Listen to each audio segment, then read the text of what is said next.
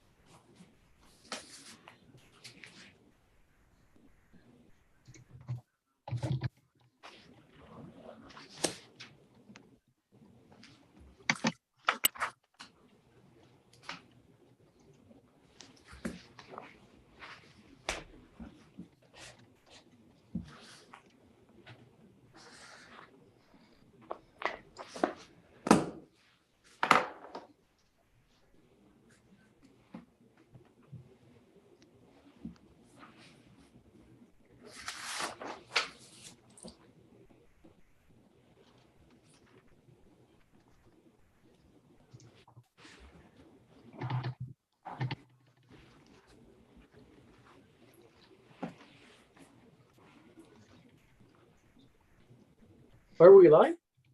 We are.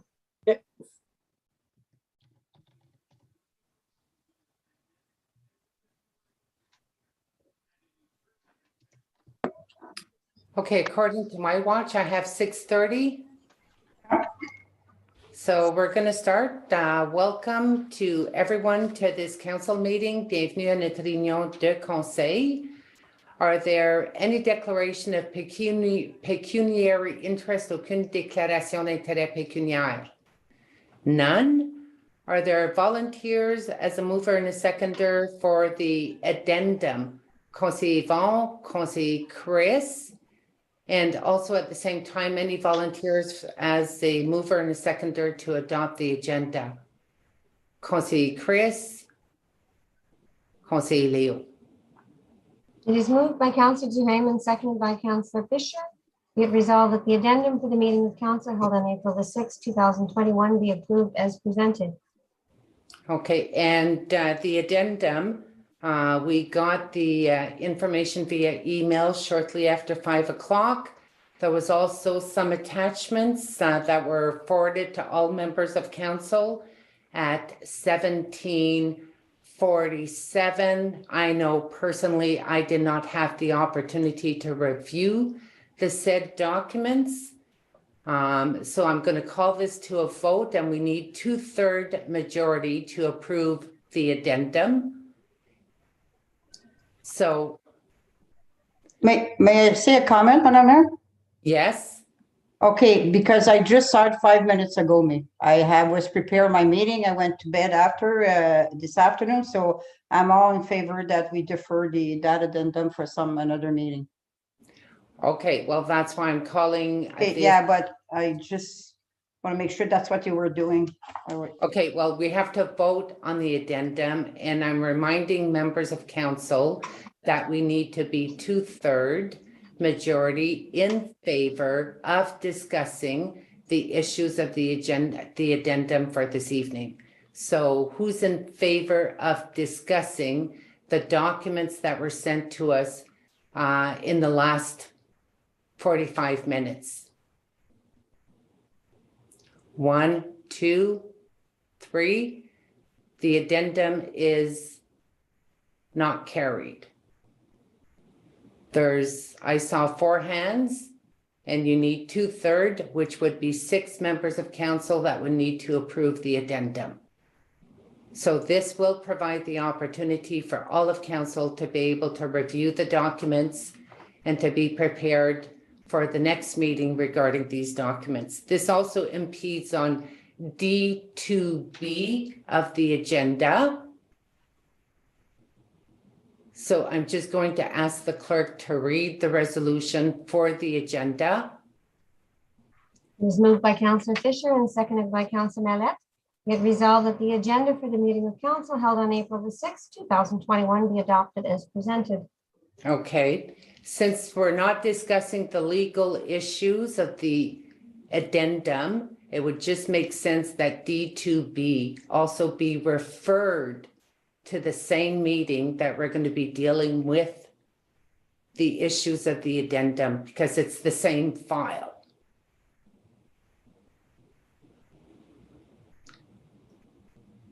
Conseiller Dan? You're on mute, Conseiller Dan. Yes, I know. Thank you. I just wanted to find out if procedurally we're doing this right. Jay, can you comment on this, please? Yeah, you have a right to. I'm not sure about the 2/3, but you're still an addendum. The reason that that was brought forward is it is germane to, and in the interest of full disclosure of documentation regarding a subject matter that was received. It was just received at the end of the day today, so we tried to get it to you as quickly as possible. If council feels that will affect their decision tonight, then you can defer the meeting to the next meeting. It's just that the proponent, the person who's requesting to purchase the land, will have to wait an additional 2 weeks. And can I supplemental to that? I'd like to know whether the 2/3 is accurate in regards to what the mayor stated. If you have a copy of your No, procedure I would like to respond. No, I'm not asking for your response. Conseiller Dan, I am the chair, and if you wish to verify your procedural bylaw, you can look at the section of addendum. Any addition to the agenda, you require 2/3 majority. It's quite clear. 6.6%. I just calculated. No, but Jay just basically said that it's not totally correct. No, what I indicated is I wasn't sure if the mayor stated the procedural bylaw, then what I also indicated is that whether it was a simple majority or not, it wouldn't have passed anyway. Oh, okay. Thank you for the clarification. That's what I was asking. Okay, but it is 2/3 majority that you need to approve an addendum. And I just recommend that you can check your procedural bylaw. It's clearly stated in it. Donc, on procède à l'agenda. Whoops. Madam Mayor? Sorry, just a second here. I'm going to move my iPad. Yes, Milani? Just for clarification, is this being deferred to the meeting of the 20th? Yes. Okay.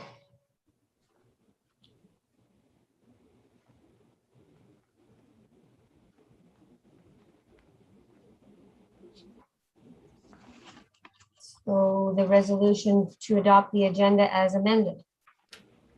That's correct. You want somebody to? No, I'm just waiting for the mayor to call it to a vote. Okay. So as amended by removing D2B, so we can deal with both issues at the same meeting, because it's possible that the legal issues may impede on the decision of council. Is everyone in agreement? Carried.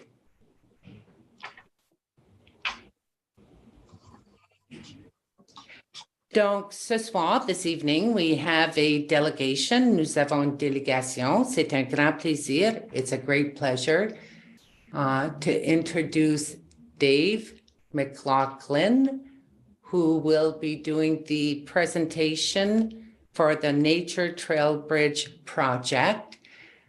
Is there another guest with you, Dave, that will do the presentation, or are you the sole speaker on the subject matter? I'm it. Okay, so just to make sure, there's 15 minutes allotted for the presentation. After the presentation, I will provide the opportunity to each member of council to be able to address questions or if they seek any clarification. And after that, the subject matter will be further discussed throughout budget deliberations. So I'm going to pass it over to you, Dave. Welcome and looking forward to your presentation. Well, thank you for the opportunity to meet with you this evening via this technology in our new reality. I hope everyone's healthy and staying safe. So let's get the first question out of the way. It's who I am and what skin do I have in this game. So my name is Dave McLaughlin. I don't own permanent or seasonal property in the Woolsey Bay community, nor do I have any business interests. My family's been fishing and camping in the Woolsey Bay area of the French River for more than 3 decades, and so I consider myself a friend of the French. And from a past career and through my consulting business, I provide government liaison and community stakeholder consultation services. I have some friends in the Woolsey Bay community. I offered to help and they graciously accepted. So here I am. And no, as a consultant, I'm not getting paid. All right, so let's start with who we are. What is the Woolsey Bay community? Now they're mentioned at the end of the written delegation we provided, but I think for context, it's better if we bring them up at the beginning here. The Woolsey Bay community is about 20 permanent and seasonal residents that rely on the Nature Trail Bridge to access their properties. There's about 50 plus cottagers that rely on the boat ramp, which is right next to the bridge, to access their cottages. There are 6 tourist businesses that rely on the bridge and the boat ramp to access their businesses and or launch their business boats and or launch their guests' boats. There's the French River Contracting that relies on the boat ramp to launch their commercial barge to service septic tanks and to transport heavy equipment and building supplies. And there are companies like Marine Tech Plus, Blue Heron Marine, DBM Marine, and Voyager Marine, all of which rely on the boat ramp, which is right next to the bridge, to deliver their customers' boats. And there's possibly hundreds of day use and provincial park visitors that rely on the boat ramp to access and enjoy the water to get to their campsites. So that's the Woolsey Bay community. That's who we are. That's whose delegation I'm presenting on their behalf this evening. The Nature Trail Bridge, it's old and it's in need of repair or replacement. The original plan, as we understood it, was to construct new bridge abutments adjacent to the east of the existing bridge and then move the existing bridge decking onto the new abutments. And this work was to be done in July of 2018 originally.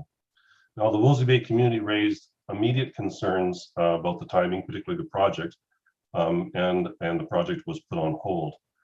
Woolsey Lodge hosted a meeting on the 30th of May 2019. It was attended by the mayor and the CEO, the councillor, and about 30 people from the Woolsey Bay community. And that community raised 8 specific concerns that are listed in the first page of the delegation. And these are specifically, the project will significantly and negatively impact all Woolsey Bay community. Impact the Woolsey Bay community that we've just identified. The proposed new bridge location will substantially alter the accessibility, the serviceability, and the safe use of the boat launch. The proposed summer construction schedule will have a very significant negative impact on the 6 tourist lodges. Woolsey Lodge specifically is concerned about children's safety around heavy equipment that would be located on the property. All the lodges fear the legacy of bad reviews on social media by guests that come for the peace and quiet and nature and instead get construction noise and odors and pollution and lack of access to lodge facilities. This is a very real double-edged sword, this social media today. It's an incredible way to share information and to get your business known. But boy, bad reviews, they can be devastating and they live forever on the internet. Number 6 is the proposed realignment to the north side of Nature Trail to accommodate the new bridge location. This will make the road, in our opinion, substantially less safe, particularly in low light and winter conditions. Number 7 is the current weight restriction on the bridge is causing significant additional costs to the businesses and property owners that now have to barge heavy items where they could beforehand just drive across the bridge. And more importantly, the weight restriction jeopardizes, we think, the health and safety of people and property because some emergency vehicles may not be able to cross the bridge with its current weight prohibition. So a main issue with the project, recognized right from the beginning, was the timing, and that's centered around the MNRF's perceived prohibition on spring and fall construction to protect fish spawning, and hence the need for summer work. So specifically, the MNR cited the need to protect cisco, a fish that may spawn in the vicinity of the bridge. Now, in fact, there's very little is really known about cisco in the French River. And as an environmental consultant, I prepared a summary of the ecology of cisco and their spawning areas in the Woolsey Bay area of the French River. And this review, which is part of the delegation, concluded without question that cisco do not spawn in the Woolsey River near the bridge, and therefore the bridge reconstruction can proceed in the fall with no adverse environmental impacts. At the May meeting, the community agreed that they're willing to work with the municipality regarding interrupted access to the bridge and land use for construction. if the work would be done in the fall. Now, specifically, Harold and Ingrid Lute of Woolsey Lodge, they don't have any problem with heavy equipment and workers on their property, providing the work is done in the fall. Similarly, Sue and Ed Crane of Crane's Lock Haven Lodge, they don't have problem using their land for the project as long as it's in the fall and removed by the spring. And both year-round and seasonal residents at the meeting, they said they understand the need for the bridge work and can live with the expected inconvenience. And everyone felt that they would support, that they could support the bridge being replaced, but in its original position rather than moving it to the east. Even if this meant a longer period of time that the bridge would be out of use, and providing this was done in the fall. We felt the meeting was productive, and the community's position was very clear that the bridge should be constructed, preferably in its current location, and that the work should be done in the fall. Now let's move up to the present day. So we understand the bridge is not listed on the capital budget for the next 4 years, which raises some possible liabilities. Now, I'm not going to bore you or insult you by reading the clauses of the Municipal Act. They're there in the delegation, and no doubt you're familiar with them. The point the community wants to make is that we're aware the municipality is not only required to supply public infrastructure, they also have an obligation to maintain it. And the community was advised by letter on November 14th in 2018 that a 5-ton weight restriction was placed on the bridge. Now, in addition to the inconvenience and added cost of having to barge heavy items, as we mentioned earlier, the community is concerned with potential liability. Now, potentially businesses and community members on the north side of the bridge could have restricted or even no access to fire and emergency services if an emergency vehicle that exceeded 5-ton weight couldn't safely cross the bridge. So clearly it's in the municipality's interest as much as it is in the community's to move this project along expeditiously. Another issue that the community found very troubling was the letter they received on March 18th, 2019. And the letter stated that because of project delays, the current cost of the bridge exceeds the project's original budget, and that the extra costs may be levied against the residents that benefit from the project. I mean, with great respect, members of the council, the community was shocked by this revelation. I mean, for decades, the Woolsey Bay community, they paid municipal taxes that went to providing infrastructure in communities across the township. You know, traffic lights in Sturgeon Falls, and road and curb construction in Verner, and storm and wastewater management in urban communities. This is like, it's the very nature and purpose of pool taxation to equitably provide services where and when they're needed. And if communities only receive services proportional to their tax base, then small communities or outlying residents would be perpetually disenfranchised. So at a time of our community's need for infrastructure support, we expected a reciprocal contribution from the pool tax base, not the threat of a surplus levy.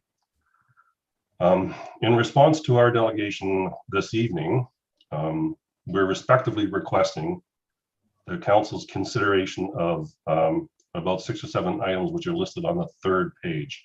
Specifically, we're asking that the bridge project be brought to a shovel-ready stage as quickly as possible. This may make it eligible for provincial or federal infrastructure funding identified in the most recent budgets. Bridge reconstruction should commence as soon as reasonably possible, but only in the fall season after the tourist season. Immediately assess the bridge and do whatever is necessary to ensure safety until it's rebuilt. Please provide us with the municipality's understanding of your liability in the event of personal injury or property damage may result from current state of bridge repair and the weight restriction. That's a big issue for us. We're very concerned about that. And an admission that the levy the municipality stated could be affecting the landowner of the affected landowners, that this was premature and a regrettable misstatement, and in fact, no special levy will be placed on the residents. And copies of the Municipal Class Environmental Assessment Act that will be part of this project, documentation regarding the need for the weight restriction, the projected project cost, and a commitment to make all project information universally accessible. Thanks for the time this evening. We look forward to continued consultation and working cooperatively with the municipality on this very important project to the Woolsey Bay community. And I got my 15 minutes in. I was going to say that is excellent. Thank you so much for the information. What I'm going to do is I'll do a round table with all members of council to see if they have any questions or any comments. Conseiller Yvon? No, I don't. Thank you, sir, for your making this presentation. I do not have any questions. It was quite clear, and we'll, I guess, council will look into it further. Thank you very much. Thank you. My pleasure. Councillor Chris? I just have a quick sort of related question, comment for Richard. He's here, but I don't know if he's. We cannot understand you. Okay, sorry, Councillor Chris, I wasn't able to understand. You want to direct a question to whom? Chief Miranda. Okay, Richard. I haven't seen the chief. Yeah, he's there. He is. So just in terms of safety, I know that there was discussion to put one of those lighter fire trucks down in that area. Just is the one there just for the meantime? Yes, we have a mini pumper in North Monnetville. That would be the only vehicle that would be able to cross. It's got that amount of water and foam on it, and it's equipped with portable pumps and that. Okay, thank you. That was my question. Okay, thank you, Councillor Chris. Conseiller Burley? Thank you very much, Dave, for your presentation. At this time, I don't have any comment because it's okay. Thank you. Thanks. Conseiller Leo? Thank you, Mayor. Thank you for your presentation. Just one question. Is it MNR that built that bridge? I don't know how long ago, but that was an organized township, I believe, back then. And I think it was MNR, if I'm not mistaken, that built that bridge. I have no idea. I'm sorry. I don't know. I don't know. Okay. Okay, thank you. I guess the budget issue we'll be discussing at that budget time. Yep. So, budget. Thank you for your presentation. Thank you. Conseiller Dan?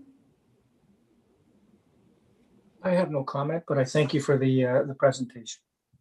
My pleasure. Conseiller Denis? Thank you, Madam Mayor. Thank you, Dave, for bringing this up. And I'd just like to say I'm one of your most loyal advocates for the bridge, and that there's some issues that you brought up that I think because of our miscommunication, maybe I should have called somebody to let them know where we're at with the bridge. And it's been included in the budget, hasn't passed yet, but it's there. We received some gas tax to do the bridge if we decide to do it, or if council decides to do it. So that one issue is gone, and I think the expropriation of land for Mrs. Crane now would not be a matter anymore. I'm correct, and just to let the councillors know that the road alignment, if we move the bridge, it's been discussed, and the bridge won't align with there's a steep hill coming down. And if we move the bridge closer to the ramp, then it becomes a hazard in the winter coming down this steep hill. And it's a really steep hill on the other side of the bridge. So that's why I think it's important to leave the bridge where it is. So all I can say is it's on the agenda and we're going to work on it. And I'm optimistic that we'll get somewhere with this. Thank you for your presentation. Well, thank you for your continued support, Denis. We really appreciate it. Conseiller Lise? Well, thank you very much. I'm going to call you Dave because I won't be able to pronounce your last name, okay? So is that okay with you, sir? It's just fine. Thank you very much. And you're not alone. Thank you very much for your presentation. My question again is not again, but it's to the fire chief following the question of Councillor Christopher Richard. Richard, are you there? Yes. Oh, okay. I was just looking this side. Okay, so you mentioned that you have a small vehicle, but let's say there will be a big fire in the lodge. Would it be sufficient to, it will do something, but I mean, would it be the same thing as having the big truck there? Well, there's a little less water, but it's equipped with foam, which feeds the amount of water which is in there.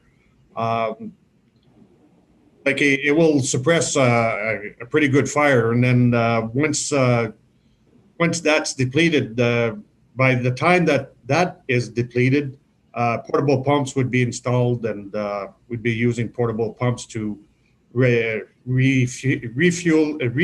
the fire truck as we use that unit to actually pump the water on the fire. So on a regular fire, is there always only one vehicle that you send? No, structure fires, we usually send 2 stations because of manpower and water supply. But unfortunately, the tankers won't be able to cross the bridge at this time.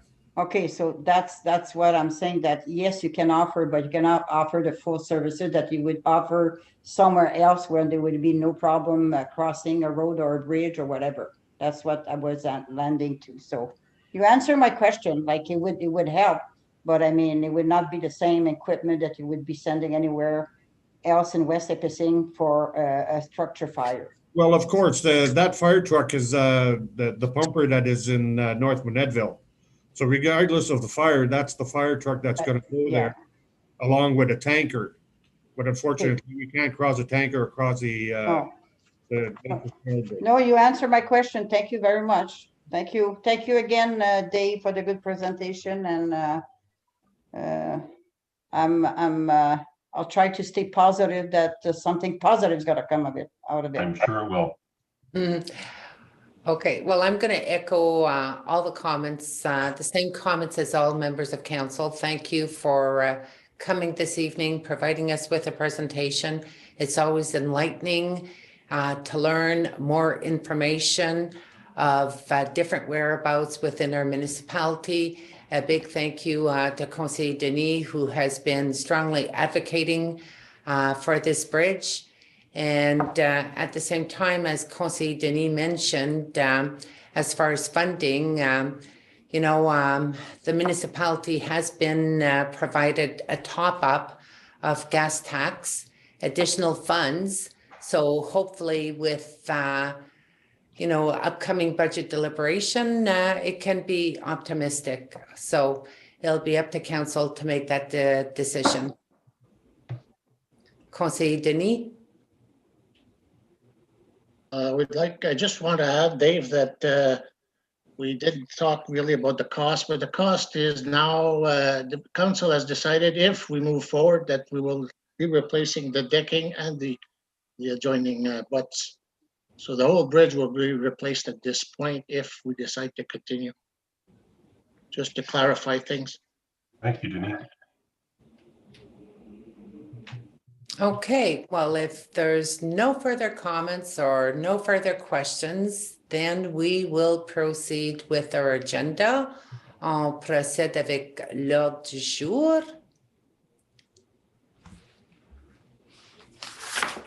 All right, thank you very much, everybody. I'll be checking out now. Okay, have a great evening. And have a great meeting. And stay safe, everyone. Bye-bye. Bye-bye. Thank you. On procède maintenant avec comité with committees, and the first committee on the agenda is Sewer and Water, Égout et Eau, and I'll pass it on to the chair, Conseiller Dan. Thank you very much. Peter is for any questions that you may ask. What you have in front of you was sent to you before the meeting was the Sturgeon Falls Drinking Water System and Verner Distribution System. The Aqua report, you have the summary report of the Sturgeon Falls Water Treatment Plant, and you have the fourth one is the Drinking Water Systems Regulation. As you may know, every year we have to do an audit on our water systems, and this year is no different from any other year. Essentially what we do is there's a checklist that Peter has to go through and determine the elements that we have to go through. And then there's 21 elements that in the report that you've seen. And then there's a third party audit also over and above that. And that basically ensures that we have safe water and that the system is working well. So the documentation that you had was for you to review at your leisure. And we could go through each element. However, if you have specific questions pertaining to the elements, and you know there's 21 elements there that they're dictated in the report. If you have a specific question, Peter could answer them. Because I think we might be taking a little bit too much of time from council going step by step of the 21 elements. Peter, is there anything? Oh, one of the things that you must, the 21st element, it says that we ask for staff suggestions, and that's Peter does that. And also, at any time, councillors can ask any questions regarding, regarding the report or regarding what's going on at the plants. Furthermore, we will not discuss the Werner assessment, the environmental assessment at this meeting, because we're going to present that more wholesomely at our budget when we submit our budget for this year in regards to water and sewage. So be patient on that one, but Peter is working as we speak on that report, and it's based on the environmental assessment that we had gotten done. So if there's any questions, please direct them to Peter. So we'll do a round table. Yvonne, did you have any questions? Councillor Yvonne? No, thank you. I'm quite familiar with his reports, and it's quite in detail, and I'm very satisfied with it. Thank you. Thank you, Councillor Yvonne. Councillor Fisher? No, I did look through them, and it's very complicated stuff, but nothing jumped out at me to make me have pause. So I think I'm good. Thank you. Councillor Rowley? Thank you, Mr. Chair. No questions. I'd like to thank Peter for doing a good job. Thank you. Councillor Leo? No, I'm okay. Thank you very much. Mayor Joanne? I do have possibly one or two questions. It has to do with the Werner drinking water system. With the provision of using different chemicals, does the ministry or do we need ministerial approval to continue using the chemicals to control the manganese in the water? Peter? The treatment process, the chemicals that we use has been approved. And to answer your question, if we want to change chemicals, we need to seek approval to change chemicals, to conduct trials to see their effectiveness, evaluate them, and then if we're satisfied with their performance, we seek permission to make the changes at that time. So coming up for this, we had done that last year where we had made some trials with the permanganate, for example, and we were pleased with its performance, and we made the application to make a permanent change using that chemical. Okay, and that means we can continue with the permanent changes and using that chemical to stabilize the water. Yes, it's a different. Yes, it's a different process. Not creating a byproduct that we want to avoid creating, and so yeah. Okay, thank you. That's what I want to find out. And Mr. Chair, when you made reference to the environmental assessment, which environmental assessment did you want to highlight regarding Werner? Well, it's the environmental assessment that we had to put in process to determine on what method we're going to use to enable the community of Werner to have water. Okay, so yeah. And we'll come back with a wholesome report when we submit our budget. Okay, thank you. I just wanted to clarify because it's a follow-up to the technical memo, the presentation that we received from Mr. Alan Carrell. Peter? Yeah. Yes. Yes. Okay. Yes. Thank you. Okay, so Councillor Denis? Yes, good day, Peter. I see there's 6 contraventions that were issued. Is there any that are worth our attention, or it seems they're all settled and taken care of, but Yes, they were all taken care of. nothing major in there. And they're not major. They're just minor errors that Okay, technically were non-compliant and had to address them. okay, thank you, Peter. Councillor Lees. Okay, I have to say that I went through all the document, well, maybe 98%, but I might have got only 10% because it's language really I don't quite understand. So I trust that we have expert around the table that said everything is okay and understand the question. So I don't have any comment. Like I said, I have to go by the expertise that you have to say everything is in order. Okay, thank you very much. Just in conclusion, what you referenced, Councillor Senecal, Denis, we did have 6 incidents of non-compliance. 5 were very minor. The 6th one, Peter has put in process double, it's a double way of ensuring that we check off the right boxes, in as much as that we make sure that every day that they're tested properly. And that's what happened. And Peter put in a good system. And thank you very much, Peter, for following up on that. So if there's no other questions, thank you very much, Peter, for your presentation. And we're really looking forward to your budget proposal when you come back for the budget. And then we'll talk about the environmental assessment that we're nearly finished. Thank you. I'm finished, Madam Chair. Back to you, Madam Chair.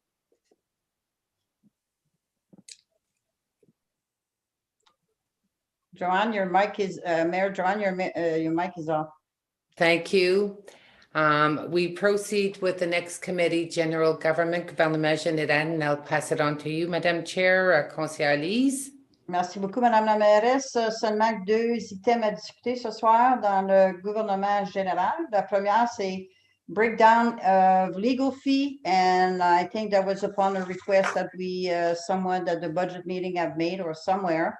Alicia provide us with a breakdown. So Alicia, you want to comment and go through it for? Yeah, I don't have much more to add. This was a follow-up. Oh, okay. I'm trying to okay. That had come out of a budget discussion. So sort of with some very sort of general breakdowns as far as, you know, what our regular legal providers are, what services that they tend to provide, and then sort of gathered up into the clusters there. Yeah, and then as you've known or noticed through budget, I mean, general government carries most of the legal expenditures for the municipality, city and general government. But that's sort of what makes up our legal type expenses. So I'll go around for question. I'll start with Conseiller Yvon. Actually, in general, it's hard to understand why some of these expenditures are here. It's just a general, I guess, giving you a general idea as to what's being spent. But you know, I mean, if I had something to compare it with, I probably have more to say. But other than that, I don't have anything to say at this present time, other than that's it. I'm sorry. Thank you, Madam Chair. Okay, Councillor Fisher. I'm good, thank you. Conseiller Roland. Larrabee. Thank you. I was trying to put that mic on. No, I'm all good, Councillor Lees. Thank you. Okay, Conseiller Mallette. Thank you, Madam Chair. Yeah, just one question, Alyssa. The expense for the integrity commissioner is not a part of this, right? Correct. The integrity commissioner falls under other professionals as opposed to legal. Okay, thank you. Then Conseiller Revida. Thibault, thank you. Madame la mairesse.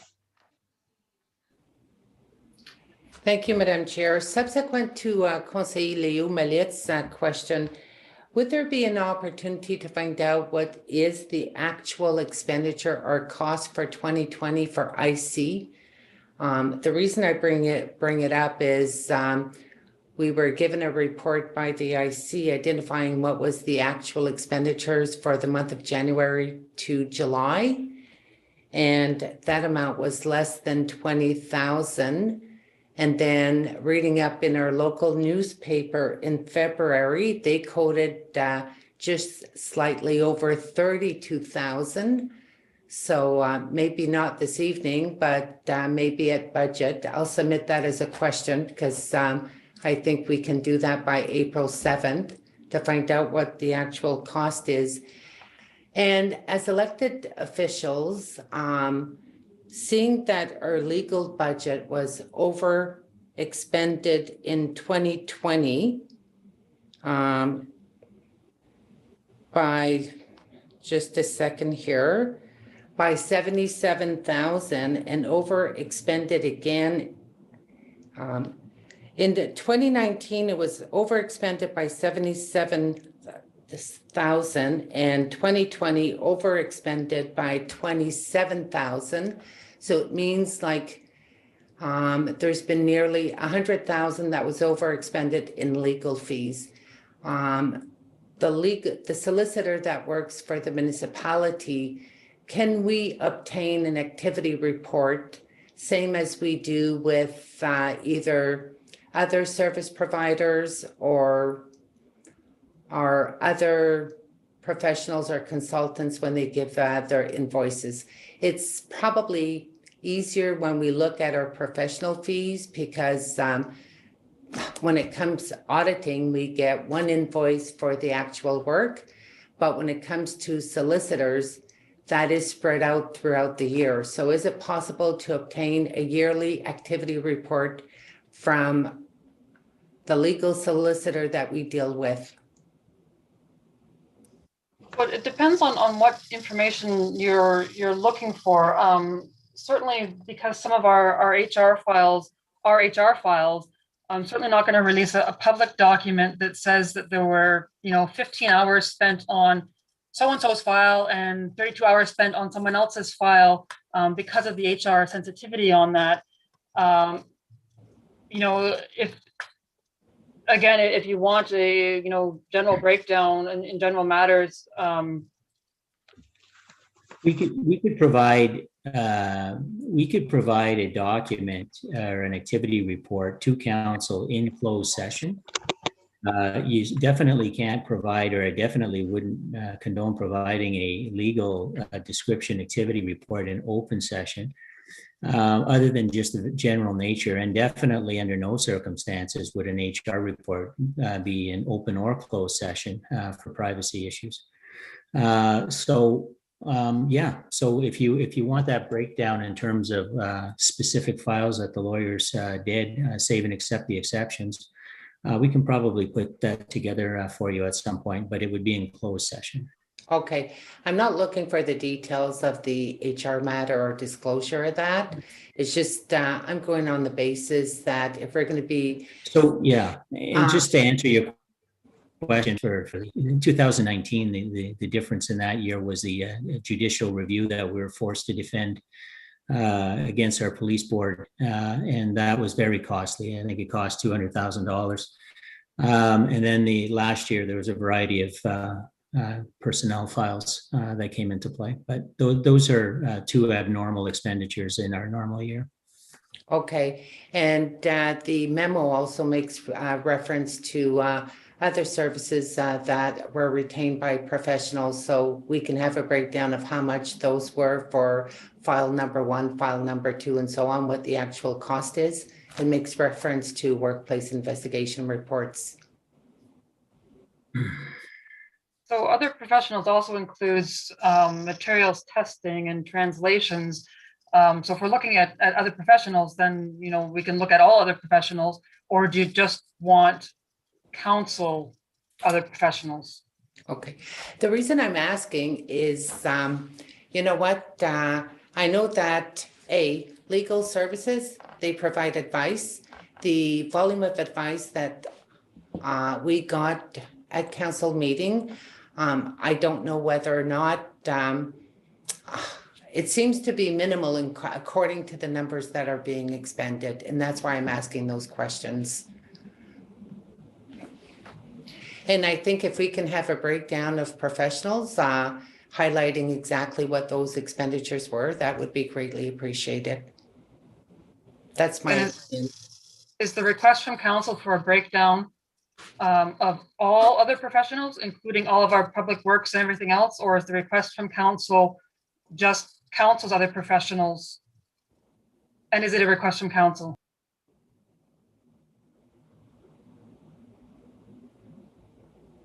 And is there concurrence for a report like that? Is it necessary by all of council or a majority of council? I'm not looking for consultants within Public Works. I was just looking throughout the budget for corporate services. Just to make it clear.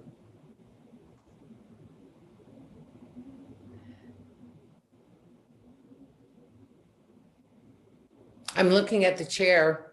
You're the Yeah, chair. I know. So I'm gonna go around to see if people have comment, because Jay, what you're saying is that we should, if it's council want to get the report, that's the only way we're gonna get it.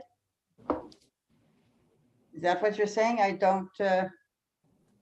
Yes, okay. when you're asking for a very specific report at a council meeting, I'd like to make sure that there's a council concurrence, so we're not running and doing all kinds of work that is perhaps not necessary. Okay, so before we go, maybe we could have to see who would likes it and to give a rationale behind getting that report. Madam Mayor, you gave yours rationale, so I'm gonna go around and I'm gonna Conseil Yvon, would you like to have such a report? Well, I never renege on having a clear vision as to what's happening, and any report is a positive thing, and with regards to having knowledge of what's going on. So I definitely, I don't mind the report at all, any report. Thank you. Okay, Conseiller Chris. Sorry, I'm a little lost. So what? I don't quite understand what additional information we're looking for. Like I see what's there, and I don't need additional information, I don't think. Okay, so Conseiller Larrabee.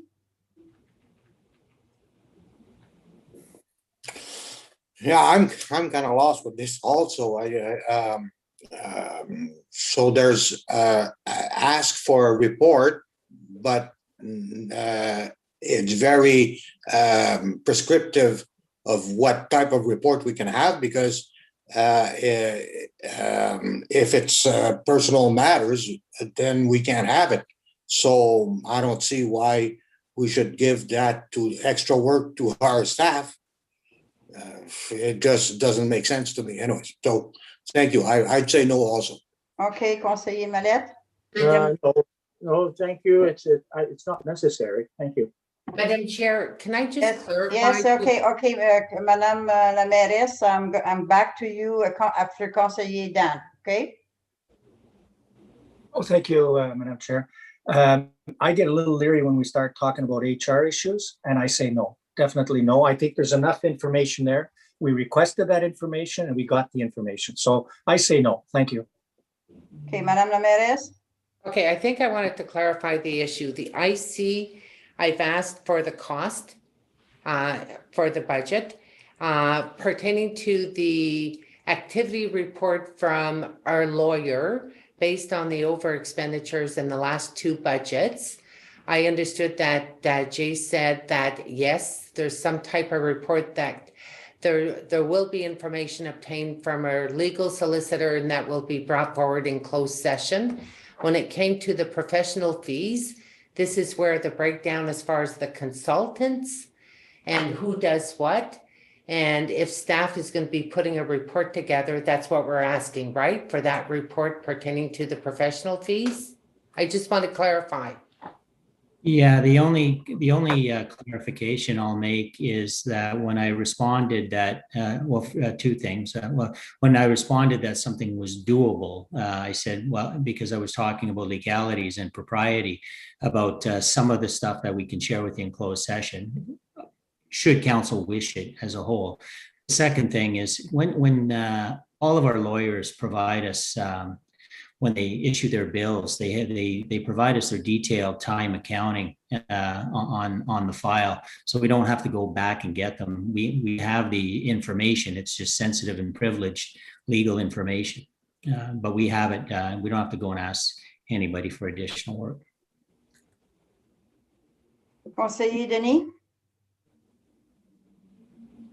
Thank you, Madam Chair. I'm for the report. If we can get it, that's fine. And you missed me on the first turn, so can I answer 2 times now, or? Just kidding. Thank you. Okay, well, I'm going to finish with my comment. I think that I don't want to see any report pertaining to HR, obviously, but I would like to see a professional fee utilized for a member of council or whatever, because and the simple reason is that I, for one, think it's very low to compare, because I do know some of the amount that was, and I don't understand. So maybe when I got and obviously in camera, I would like to have that report also. And I think it's money spent by the taxpayer. Anybody would ask under freedom of information, they would not get anything from the HR, but they would have the information about council and inter-commissioner or professional. So that's why I don't want HR. I agree that I am not, this is not what I'm looking for. I'm looking for about the money we spend as professional fee consultation regarding to council. And that's public information in my case. So I would love to have that report. So if I think there's different thing, I don't know what Jay it's supposed to bring us, or if it said it's 4x4, it's been defeated that we don't get any report at all. Well, Jay, okay, I thought it was. I didn't recognize you, Jay, with a yellow T-shirt. So, what are you? Are you ready to give us anything, or because it's no, we're not getting anything? Well, you're not getting a report. If there's some specific questions at budget or something that you would like to ask, feel free to ask it. Okay. So we'll go to the last one. And again, it's from Councillor Fisher, and I cannot see the name. So somebody with savvy is, can you talk about it, Councillor Fisher, what you're bringing it up, and we should be discussing, like, I think tonight is the night with big words, so. Okay, so so this is the nerds will inherit the earth. And what I'm asking is to give taxpayers the ability to pay their taxes and perhaps water bills, etc., with cryptocurrency. So that's like Bitcoin. So this is already done by Innisfil, and it's also already done by the city of Richmond Hill. And at this point, really, I'm just asking for staff to go away, do a little bit of feasibility, and come back and tell us if it's doable. I don't expect like a lot of uptake immediately, but it's something that's here. I know there's a small and enthusiastic group of people that do dabble in cryptocurrency in West Nipissing. And, you know, I'm not going to prophesize it's the future. It might be, it might not be, but it doesn't hurt for us to get in front of it. And that's all I'm asking. Thank you. So I guess it's directed to staff. So staff at a later date to bring us information regarding that thing. So now I'm going to go around. Conseiller Yvon, you have a question? Yes, through you, Madam Chair, to Chris. Chris, is that currency recognized by the federal government, the Treasury Department? It certainly is. So, you know, it's this is how come it's starting to get a bit mainstream. Like right now, I'm scratching my head figuring out, you know, the tax implications of it. So it is certainly taxed as an asset. It's actually taxed much in the same way as gold would be. So when you realize your asset, when you sell your gold or Bitcoin in this case, then you make a realization of the gain and it's taxable. So it is, once upon a time, people used to say, well, it's the realm of criminals and the mob, but it's not like that anymore. It's legitimate currency. We'll see where it goes, and I'm not going to say that it's going to, it's where it's the be all and end all, and that's the way money's going to go. But there's a lot of people that think it is, and there's smart people on both sides of the fence that think it's not. So yes, it is legitimate to the Canadian government. I think that's your question. Okay, thank you very much. Thank you, Madam Chair. Okay, so Councillor Chris, do you have any added comment because it's your turn, or you? No, I can answer any other questions though. Thank you. Oh, I do have one added comment actually. So there's one company that does it at the moment. This is just for staff. It's Coinberry, and it's a company out of Toronto that processes these payments. And I imagine to get started, we'd have to use them. The other thing is, this is not getting the municipality itself into cryptocurrency. So when somebody goes and pays their tax bill and they pay with a Bitcoin, that is immediately transferred to a fiat currency, and the municipality just sees cash. It's not like we're at Bitcoin and we're doing all this stuff. It's just, for us, it's cash. It's just another method of payment for our consumers. Thank you. Okay, Conseiller Larrabee. Thank you, Madam Chair. This is something I do not know about, this Bitcoin. I've heard about it though, and it seems to be catching on. I guess it does not hurt to get in with the program, because it's probably the wave of the future. And so if, like Councillor Chris said, if we want to be ahead of this, we should get in on that train. So I'm definitely not against it if it doesn't add to the municipality as far as workload is concerned. If the money is exchanged through a brokerage firm and what the municipality receive is straight cash, then I'm definitely not against that. Thank you. Okay, Conseiller Mallette. Yeah, thanks, Madam Chair. Yes, I agree. Yeah, it's another method of paying your taxes or paying anything else in the municipality, and it's money that it's immediate. So that's fine. I'm okay. Thank you. Conseiller Dan. Thank you, Madam Chair. I did some research on this too, and they say that this is going to be the new method, in fact, of payment, and it's going to not rally, but it's going to be equivalent to the whole gold market. So as long as it has no administrative barrier on the municipality, I have no issue. And it's just another method of payment that we can give to our citizens. And again, we'll be at the forefront. I think it's a good idea. Madame la Mairesse. Well, I'm going to be honest, I wasn't too familiar with it because I did hear it, but not familiar with it. And I read up on it, everything that Councillor Chris said. Innisfil was the first town throughout Canada that got on board, and then Richmond Hill. It was a little bit controversial with Richmond Hill because they have identified various risks, and I don't know, if memory serves me right, it's still not recognized. There's no guarantee through financial institutions regarding the payment that's being done by this method.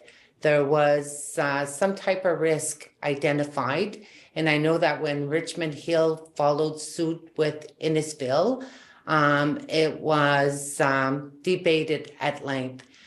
And right now, where it stands, there's only one company that we need to contract with, which would be a Toronto company. So at this point, you know what? I find we've got so many priorities, and I'd like to hear from staff or Director of Corporate Services if what's her position on it. I know that we're here to make a decision, but are there any risk in making payments to the municipality using cryptocurrency? Well, I think that's the report that Council Fisher is requesting that we bring back is what are the risks and how does it work and all that. I don't have any of that information for you right now. Okay, thank you, Alyssa. Based on what I read, I would say no at this point. I'd rather focus on issues of priorities that we need to deal with. If I may just intervene on that one, no, I cannot. I'm not. Yes, it's my. I can intervene. I think right now we're just. Am I in here? Or you want me to leave the meeting? Yes, you will have your turn. I just, if I may intervene. Are you going to be the last to speak, Madam Chair? Monsieur Senecal, I just want to make a comment because Madame Mayor said that at this point of time we could, but it was clarified by Alicia that at this point of time it's just information we're looking for. So we're not looking for a decision tonight. So now it's your turn to talk. Thank you. Well, thank you very much, Madam Chair. I'd just like to say that I've been following this for a little while now. I'm still not convinced that this will ever get off the ground. And as we've been, I think that that's why I would vote no.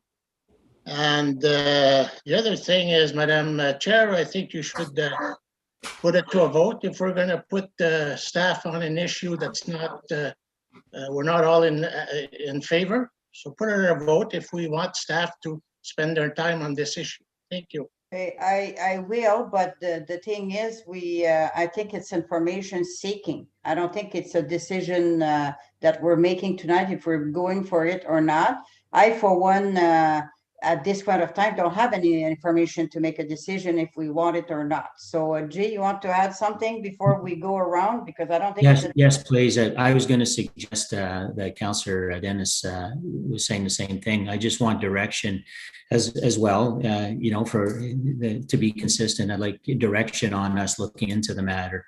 If it's something that you're interested in, and direct us to look into the matter. And if there's 5 people, we'll do it. So the vote would be if we are interested in looking into it.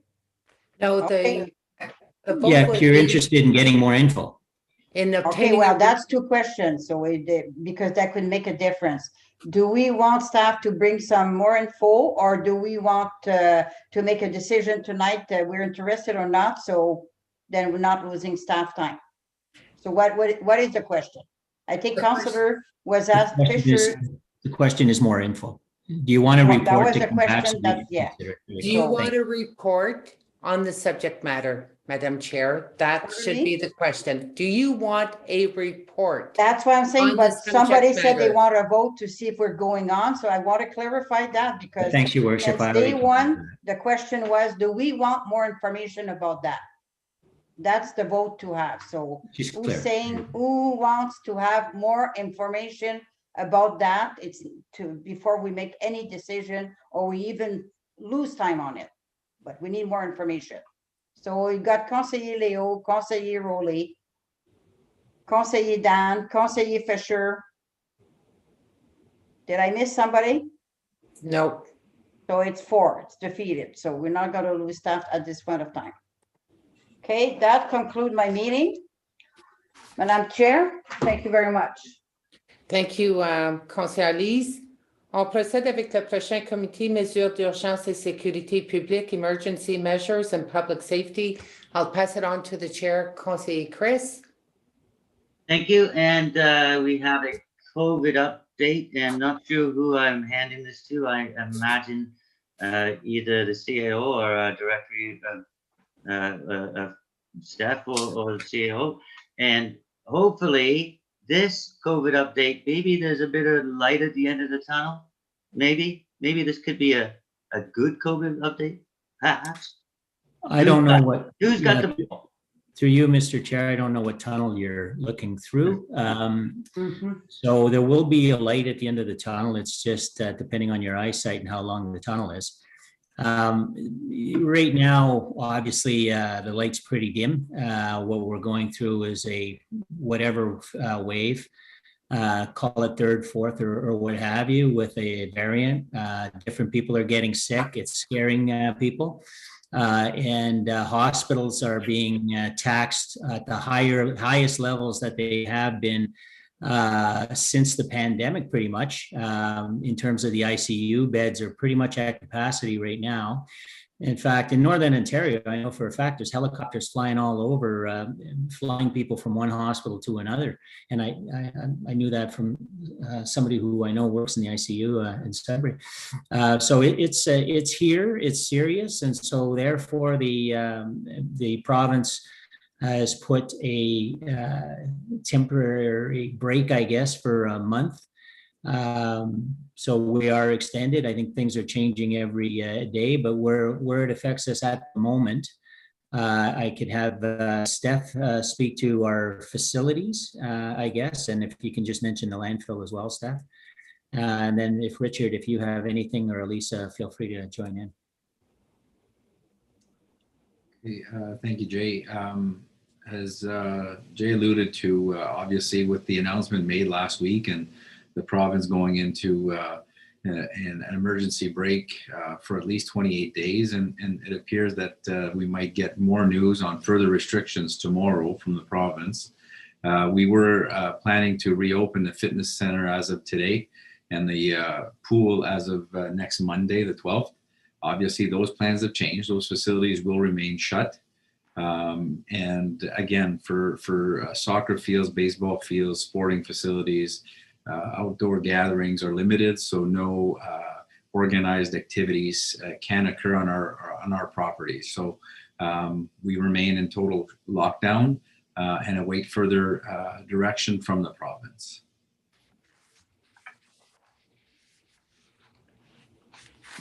Thank you. Did Richard have anything to? Did Richard have anything to add about the? Because I know he's been at the vaccination center. Yes, thank you, Mr. Chair. We've had a clinic at the complex a couple of weeks ago. Was it a couple of weeks ago or 2 Fridays ago? And we were pretty fortunate to vaccinate close or over 1,000 people from the general population aged 80 plus. We have a future clinic coming up on this Friday at the complex. I've heard today through the grapevine of people trying to book appointments. Supposedly, we have room for 400 vaccinations for next Friday, and they are all booked. Therefore, we should be able to vaccinate another 400 people next Friday. Fabulous. So did we want to do a roundtable? I'll just do it. Avant de him?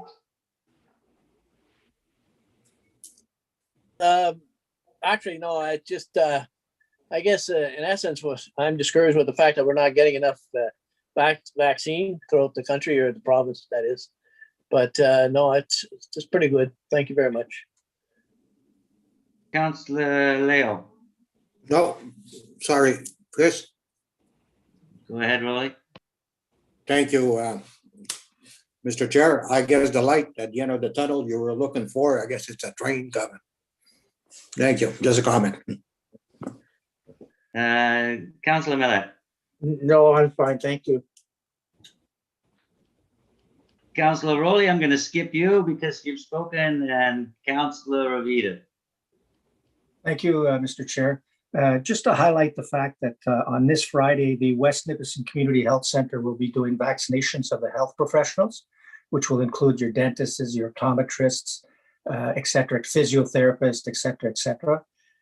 They plan to do, they've got 66 people that are from the overflow from the other group.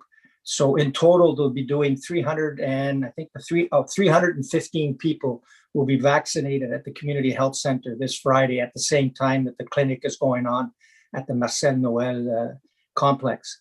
So it's just, I'd like just to make sure that everybody are aware that the Community Health Center have established that partnership, and they've they've stepped up to the plate. And it's kudos to Guy Robichaud and his group, and kudos to the rest of the group, the community group that have been looking after the vaccinations. And as you know, it's the hospital that take the lead on this. Unfortunately, the pharmacies, I've had some discussions with some of the people that tried to register the 55 and over to go through the pharmacy. They can register, but they're not getting any dates because apparently there's no vaccines yet. So any pressure, I know we wrote a letter last, we approved of a recommendation that we put pressure on the province to give us more vaccines.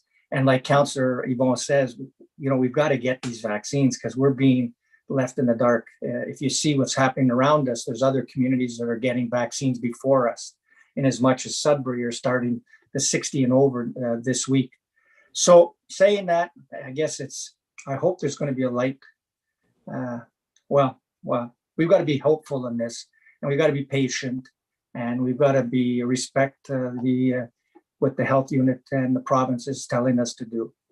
So that's my story. Thank you for letting me share it. Thank you. Madam Mayor. Thank you, Mr. Chair. Pertaining to the vaccines, every 2 weeks, the municipal leaders, the 31 municipalities, we meet up with the health unit, Dr. Cherico, the director for the vaccine distribution, and Dr. Zimballetti from North Bay to get an update. We are 6 to 8 weeks behind from Southern Ontario, and that's extremely unfortunate. It's like Northern Ontario residents are treated as second-class residents. One of the suggestions that I made at that meeting last week was that we do invite our MPs and MPPs that serve residents within the district of the North Bay Parry Sound Health Unit, to promote communication so they understand exactly the volume of vaccine that we need and wanting to know what they're doing on our behalf, because we have more than one MP and more than one MPP between Nickel Belt, between the region of North Bay, and between the region of Parry Sound. So hopefully that's going to happen, that discussion. And if that doesn't pan out, where we do obtain the vaccines that are required for our population, well then, you know what, we're going to have to explore other options, even if it's encouraging our residents to lobby with our MPs and MPPs requesting the vaccine, because you know what? Statistics, scientific data demonstrates that we are in wave 3. There's already discussion that there's going to be a potential wave 4, and the main concern is the variants of concern. So I don't think we're out of the wood yet. We're not doing the rollout as anticipated, and not because we're not proficient, not because our stakeholders, our health stakeholders, our partners are not proficient. If we were to have 1,000 vaccines tomorrow, I'm confident that our team, our municipal resources, along with the health stakeholders, would be able to do the distribution. Coming to the clinic that's scheduled for this upcoming Friday, I have mixed feelings. I'm happy that we have 400 additional vaccines that are going to be put in the arms of our people. The only thing that was unfortunate, though, is that there was a media release that was issued through our health unit that they were hosting clinics at Memorial Garden in North Bay for 70 and over during Easter weekend. There was no objections. It was agreed upon, and it was known that anyone could call and schedule an appointment if they were interested and available to travel to North Bay. So we have quite a few of our people from West Nipissing that took it upon themselves, went to North Bay to get the vaccine. But what happened, it automatically scheduled also appointments for Sturgeon Falls, and then the waves or the issues concerned that I have with that is that we did not advocate to our people à nos gens de Nipissing West de scheduler un rendez-vous pour la clinique de Sturgeon. And now you have these people that are questioning, saying, well, now I can't get an appointment because it is full. It got full throughout the weekend for those that were calling to try to get an appointment in North Bay.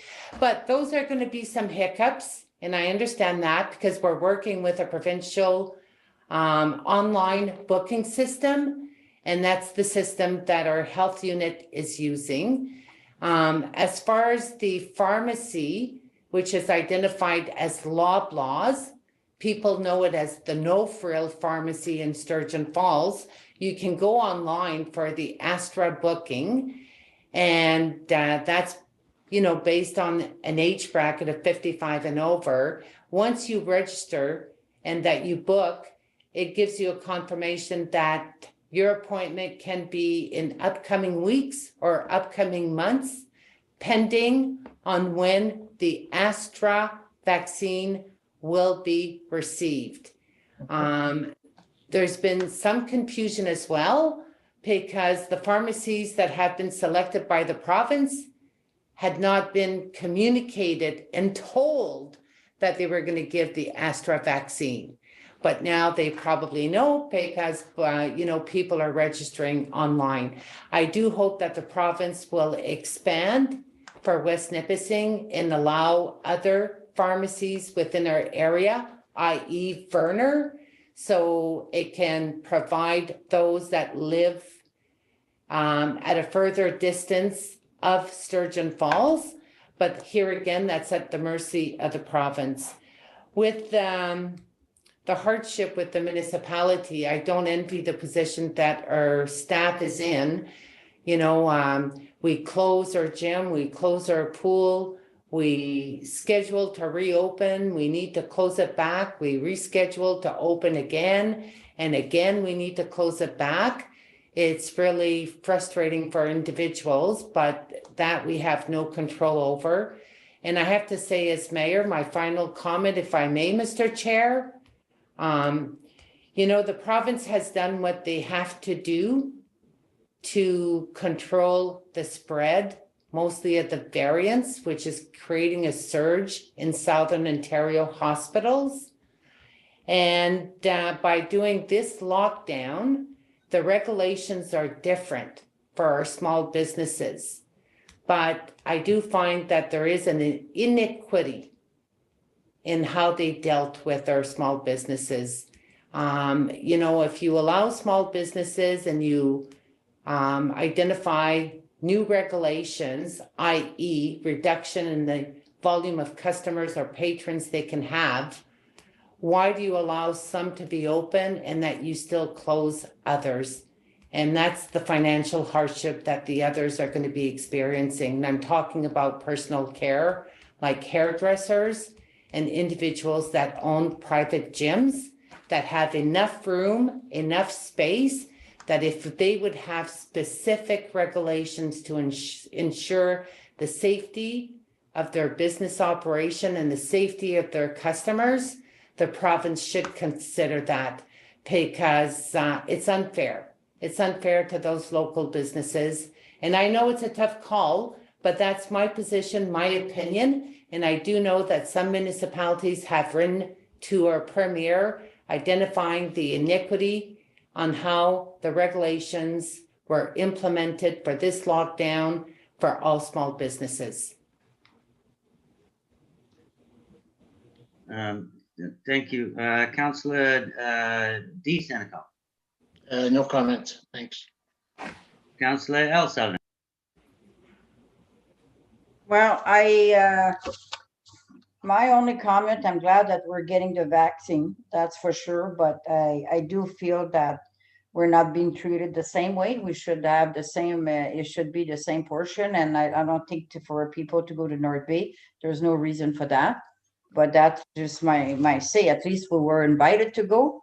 As far as the, I think I don't think they're very clear as far. It's changing too much that people doesn't know where they stand and what to do and where to go. And I mean, it changed and it's understandable because it's a major concern. I think for me, they should have completely shut down just the essential service like they had the first time. But that's not me making the decision, obviously.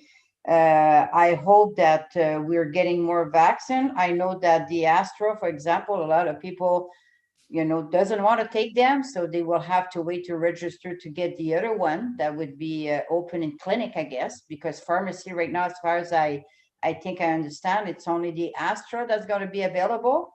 And so people should know that, because then if they get there and they get the Astra and then they figure that's the one and they get nervous about that. I mean, it's I did find it was not clearly explain it, and it's not friendly too friendly to try to register, because I was asked to do the process because they were at some point of time we couldn't go farther, and I mean yes, you keep on answering, and all of a sudden you cannot move and you're blocked and there's no reason. So, but it's a process that not easy, I guess. It's hard for, we know as municipal leader that it's impossible to please everybody. That's clear. So I just can imagine at the level of provincial and federal, it's not an easy task. It's the first time for everybody around the world, except the one that is past 100 year. So obviously it's a learning, and they are cut with the economy and people, and no way to please everybody. So it's hopefully people will listen and try to I mean, it was crazy at Easter weekend. I mean, you would go anywhere and it was like, I mean, people were waiting to get into parking lot and to store. And apparently if you Sudbury and Toronto, and it was crazy. So people don't respect what they're supposed to do. So that's my say. But I have no problem with the way the health unit is trying to help us. Mr. Chair, just a final comment, Councillor Chris. Go ahead. I know with the vaccination site, there's been several questions, and I just wanted to make sure that people know presently we're using the Salle Marcel Noël, but if and when this could be subject to change to the arena. And that is something that staff, along with the hospital and other health partners, are working with. Thank you. So I'll try and end on a bright note. So I do know a few people that have gone and got vaccinated, and I've heard kudos about our site and the way it's organized, and so that's positive. Another personal antidote, we did try and use the online booking system for my father-in-law who lives with us, and it was problematic. It didn't quite get us there, but a quick call to our health unit and we're all sorted out. So I guess everybody hang in there. We're in for the long haul. And with that, I will hand the whole thing back to Madame Maire. Thank you. Thank you, Councillor Chris. On procède avec la partie régulière de la réunion. We proceed with the regular portion of the meeting. I'm looking at my watch. It's nearly 8 o'clock. Is there a recommendation, for a 10-minute recess before we get into the council portion of the meeting? I'd need a volunteer as a mover and a seconder. Conseiller Chris, Conseiller Alice. Is moved by Councillor Fisher and seconded by Councillor Lee Senecal. Approximately 7:50 p.m. Motion was tabled for 10-minute recess. Any objections? Aucune objection? None? Carried. Adopté. 10-minute recess.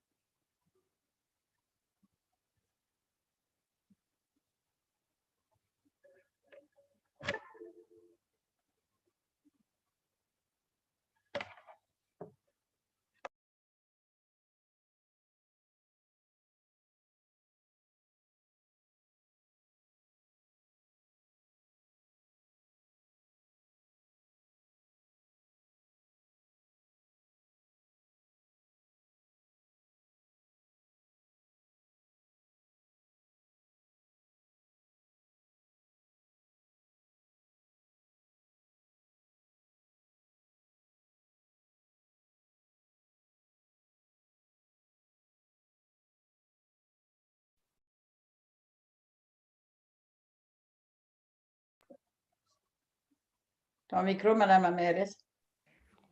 No, it's okay, Conseil Lise. I was just doing the count to make sure that we had all members of council. OK, donc on est prêt à procéder avec planification, planning. Is there a volunteer as a mover and a seconder for the resolution E1? Conseil Yvon, Conseil Chris. It's moved by Councillor Duhaime and seconded by Councillor Fisher. Be it resolved that bylaw number 2021-26, being a bylaw to authorize the execution of a subdivision agreement with Patrick O'Connor, the file number SUBD 2019-01, shall come into force and take effect on the day it is passed. Are there any questions or comments? Any objections? Aucune objection? None? Adopté, carried. Is there a volunteer for a mover and a seconder for E2? Conseil Lise, Conseil Léo. Il est proposé par Conseil Sénécal, appuyé par Conseil Mallette. It resolved that bylaw number 2021-27, being a bylaw to repeal bylaw number 2019-71, a bylaw to rezone certain lands on Champlain Road from residential 1 to residential 1 exception zone 2, shall come into force and take effect on the day it is passed.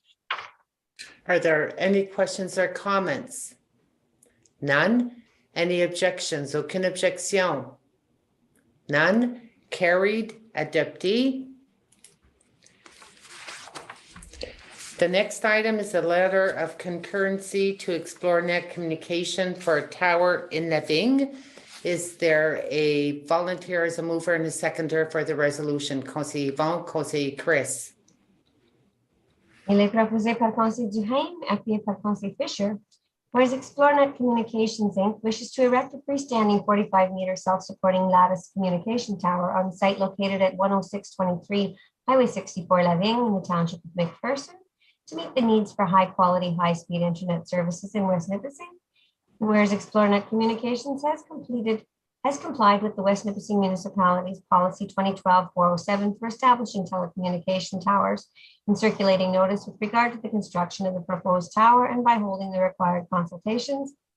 And whereas ExploreNet Communications is required by Industry Canada to consult with land use authorities and to obtain a statement of concurrence, be it resolved that the West Nipissing Municipality hereby approves that the municipality issue a statement of concurrence to ExploreNet Communications Inc. for the proposed freestanding telecommunications tower at 10263 by Highway 64 Living in the township of McPherson.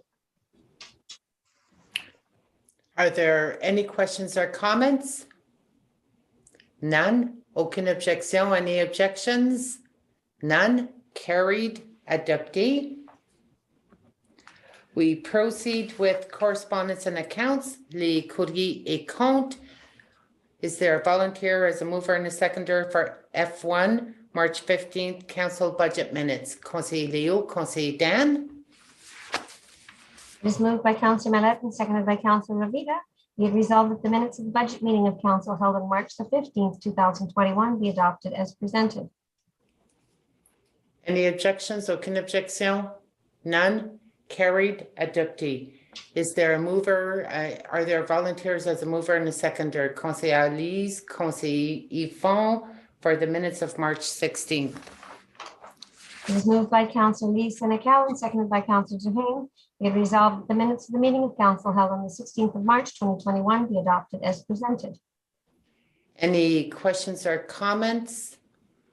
Just under D5 for Public Works, I just identified that the name of the chair was identified as Conseil Dan Ravita, but the chair of Public Works is Conseil Yvon Duhaime.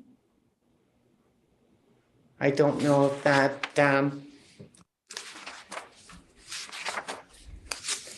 and I just wanted to make reference that the item I2 for bylaw to defer tax installment dates, I was just going to ask if staff can post this information on our social media for people to be aware of this resolution, because so far not many do know that we approve that to alleviate the financial burden of individuals.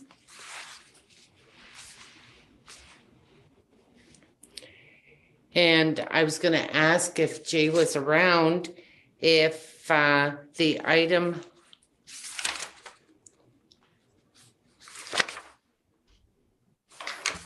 I-3-2 for the Integrity Commissioner report, if that was going to be posted in the near future on our website for accessibility to those that do wish to see the full pledge report.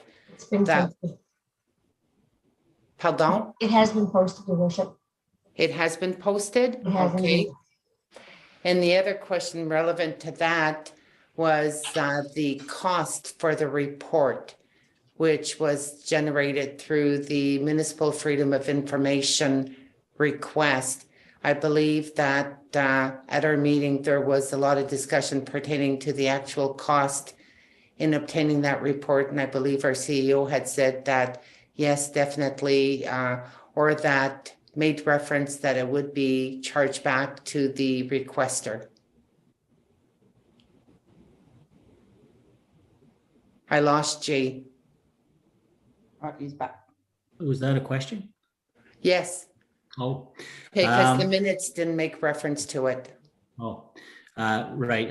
I haven't worked on it, Your Worship, so I'll have to work on it and have a look at it, and I'll speak to Melanie. Okay, thank you.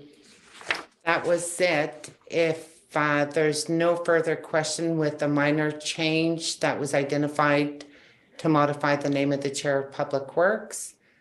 Aucune objection. Any objections? None. Carried. Adopté. Is there a volunteer for the next resolution for the council budget meeting minutes of March 22nd?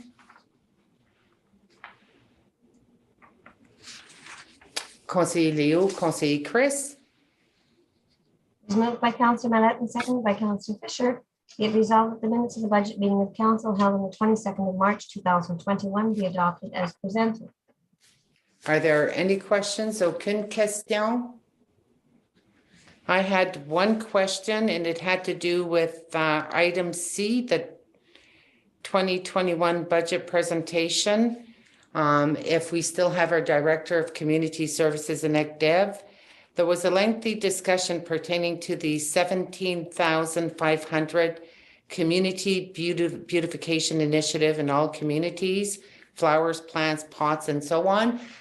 We had an extensive discussion if this could be brought back to council so we can be provided with the prorated formula or how the money would be divided amongst the various communities. I just want to make sure that the issue is being brought back to council because other sections of the minutes identify that there's specific items that will be brought back forward to council at a later date for discussion. That's my only question. Yes, that is the plan, is to bring that process back to council. Once the budget's been approved, we will bring the formula that has been used in the past. I'd have to work with Lindsay Heim, who's been leading that, and get our take on it and bring it back to council. Okay, thank you so much. Any further questions or comments? None. Aucune. Any objection? Aucune objection. Carried. Adopté. Are there volunteers for, as a mover and a seconder for the other resolution for the council budget minutes of March 24th? Conseiller Yvon, Conseiller Leo. It is moved by Councillor Duhaime and seconded by Councillor Mallette. Be resolved that the minutes of the budget meeting of council held on March 24th, 2021 be adopted as presented. Any questions or comments? None. Aucune. Any objection? Aucune objection. None. Carried. Adopté. Volunteer for the minutes of March 29th, council's special meeting. Conseiller Chris. Conseiller Leo.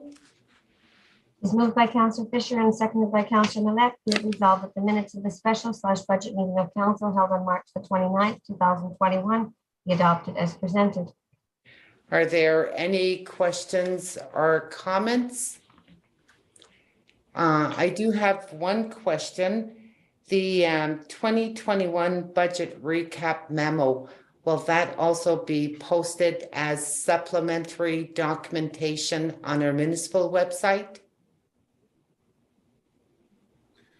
I'd have to look at what the other documentation is. It's basically a memo to council with respect to and having certain recommendations, and those recommendations, there's an evolution from there. So I don't know whether it would be informative or misleading just by having that document. So I'd have to look at how and in what manner or method I can make it public and understandable. It wasn't published with that intent. Okay. The reason I ask is because the document, we discussed it in an open meeting, and I know that I had subsequently forwarded an email for both documents. So this way, it makes it easy as a flow for members of council if they ever want to refer to the document. So we'll get an update regarding that.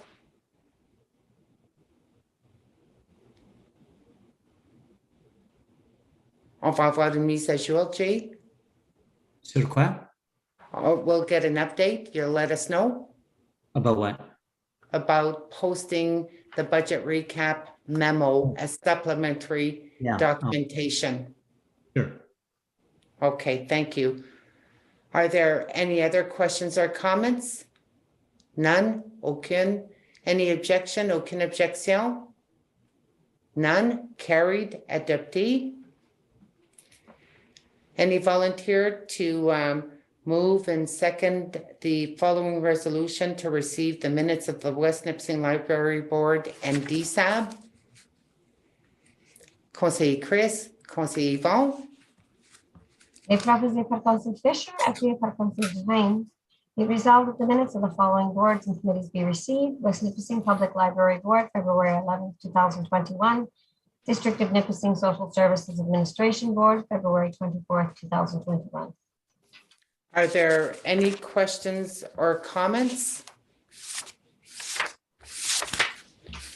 I just wanted to make one comment.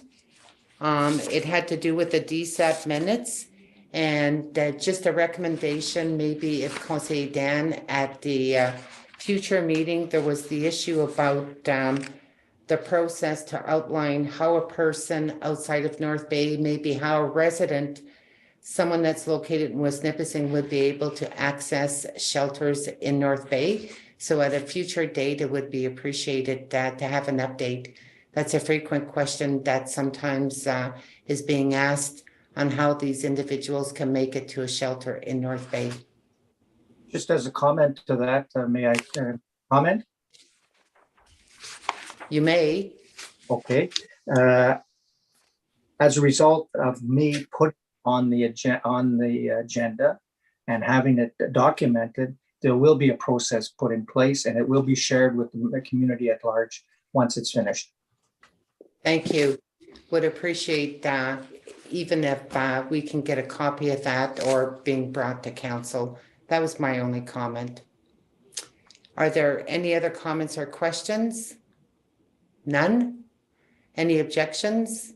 Aucune objection? None? Carried. Adopté.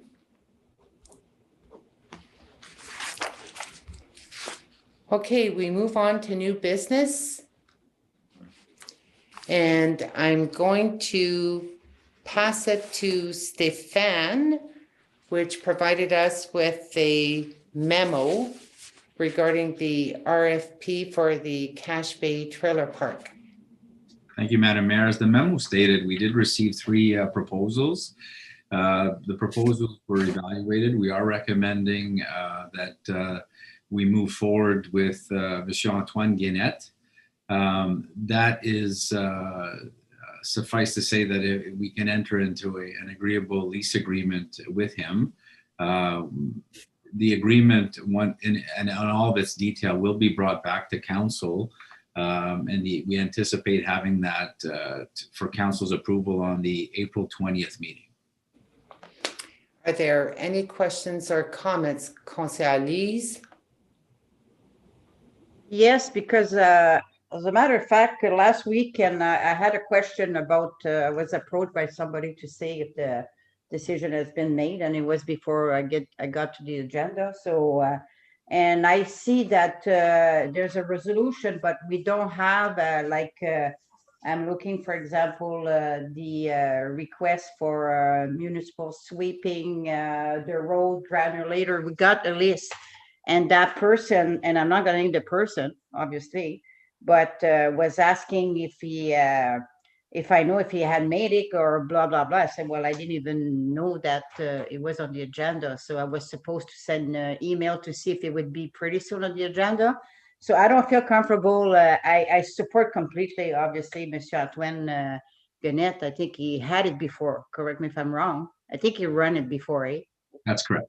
Okay, so, but I would like to see the tree, so I can understand and I can say, yes, what you were there, but I mean, it was true based on those reasons. So can we do this, everything at the same time, Stefan, and Yeah, have the information, so. As part of the request for proposal, we did provide criteria on what the proposal would be, the evaluations will be based on. Yeah. So I, along with another staff member, did go through the proposals.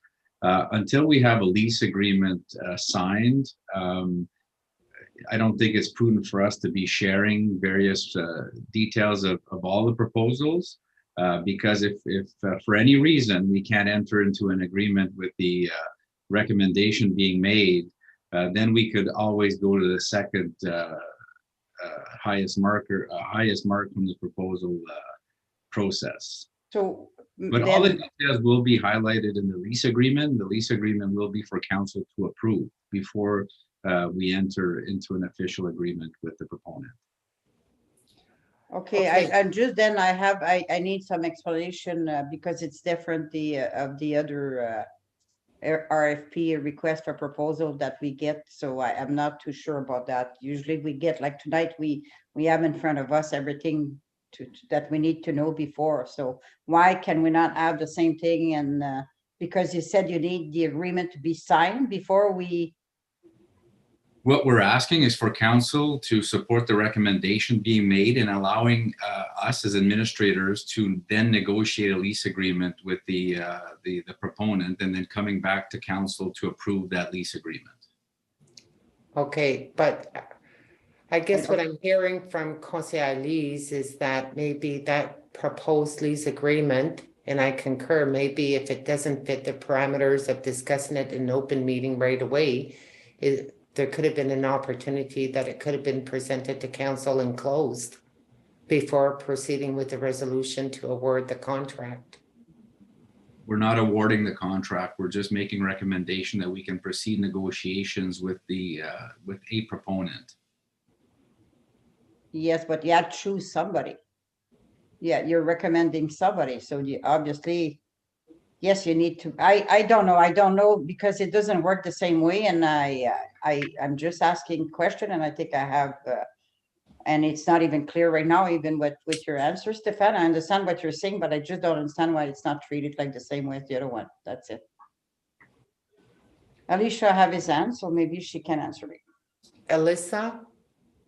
Yeah, and I don't know if I can help clarify, but an RFP process is a different legal process than an RFQ process, which is what you usually see, or a tender process. They're all different legal processes. Okay. And on an RFQ and a tender, it's generally awarded on the lowest bid, and we have a list, and here we go.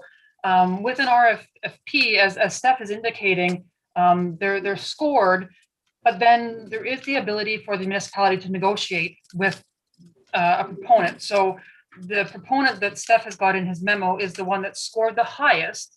And so the deal isn't done yet. We're not awarding yet. He's just looking for permission that, yes, he's going to go and do some negotiating with this proponent.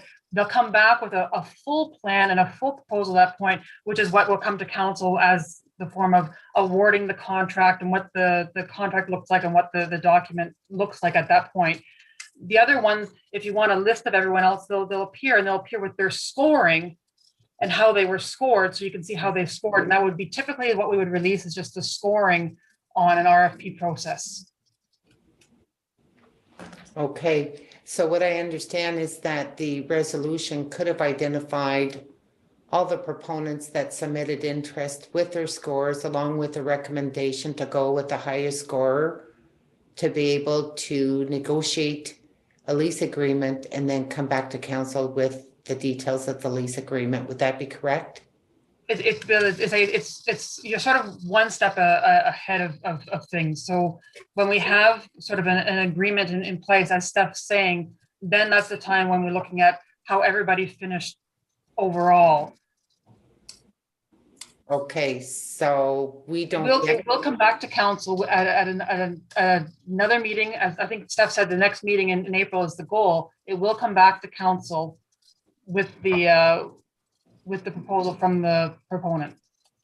Okay, but we don't get to find out who are the other two proponents at any given time. So we can include them, and like I said, with their scores, and so you'll see how their scores are. Yeah. Yep. Yeah, it's just that. May I? Conseillère Lise? Well, just to that, Alicia, thank you when you say that, because that's exactly, if that person come back to me and say, yes, you were there, but your score, whatever, was lower. And so I would know, I would say, so it's just that to be able to answer questions. So. Well, yeah, if I may add as well, is we can follow up with all the proponents and advise them of the evaluation process and how they potentially scored. I can certainly do that with each proponent. It's not like we've got 100 people that have submitted. Yeah, I got you. Certainly explain that to them. Okay, so we'll have those details that will follow at our next meeting on April 20th. Yeah. Right? Okay. Yes. Are there any further questions or comments? None? Any objections? Melanie? I didn't read the resolution, Your Worship. What? Oh, for the resolution, yeah, because we're moving on to the resolution. My apologies. Is there a volunteer as a mover and a seconder for the resolution? Conseiller Chris? I need a second hand. Conseiller Leo. It's moved by Councillor Fisher and seconded by Councillor Millet. Whereas 3 proposals for the operation of the Cache Bay Trailer Park were received by the municipality of West Nipissing, and whereas the proposals have been reviewed and evaluated based on the criteria identified in the request for proposal by the Director of Economic Development and Community Services and the Project Manager for Community Services, and whereas Council concurs with the recommendation received, be it therefore resolved that the operation of the Cache Bay Trailer Park be awarded to Antoine Gannett, conditional upon entering into a mutually satisfactory lease agreement by both parties. Any objections? Aucune objection? None? Carried. Adopté. Volunteer to move and second the following resolution pertaining to the report that we got for drinking water quality management. Conseillère Lise. Oh, sorry, I skipped one. The endorsement of the West Nipissing Economic Development Committee, the presentation, the priorities that were set by the Economic Development Authority. So I saw Conseiller Chris's hand, Conseiller Rowley. It is moved by Councillor Fisher and seconded by Councillor Larrabee. Be it resolved that Council for the West Nipissing Municipality hereby endorses the West Nipissing Economic Development Committee's priorities for 2021 as presented by the Chair, Bruno Lepage, on the 16th day of February 2021 meeting of Council. Any questions or comments? Aucune objection? Any objections? None? Carried. Adopté. A mover and a seconder for the following resolution, drinking water quality, Conseiller Dan, Conseiller Yvon. It is moved by Councillor Revita and seconded by Councillor Zermain. Whereas the Safe Drinking Water Act 2002, Ontario Regulation 17003, Schedule 22, requires that the 2020 summary reports for Sturgeon Falls and Verner and the annual reports for Sturgeon Falls and Verner for the period of January 1, 2020 to December 31st, 2020 were prepared and delivered to Council on March the 29th, 2021 by the Manager of Water and Wastewater Operations. And whereas a summary management review of the drinking water quality management system is provided to members of Council by March 31st of each year. Be it therefore resolved that council confirms receipt of the above mentioned reports and confirms that the manager of water and wastewater operations has provided an overview of the report at the meeting of council on April the 6th, 2021, during which members were provided the opportunity to question the manager of water and wastewater operations. Any objections? Aucune objection? None. Carried. Adopté. Volunteer for the next resolution pertaining to authorizing the CEO to sign the fire safety grant agreement. Conseiller Chris. Conseiller Yvon. It was moved by Councillor Fisher and seconded by Councillor Duhaime. Be it resolved that the Chief Administrative Officer be authorized to sign an agreement with Her Majesty the Queen and Right of Ontario as represented by the Office of the Fire Marshal with regard to the fire safety grant transfer payment agreement ending on August the 1st, 2021. Any questions or comments? I had one question. I'm not sure if it would be either a CEO or a fire chief available to answer the question. I'm just looking at the letter that was issued to our fire chief dated March 25th.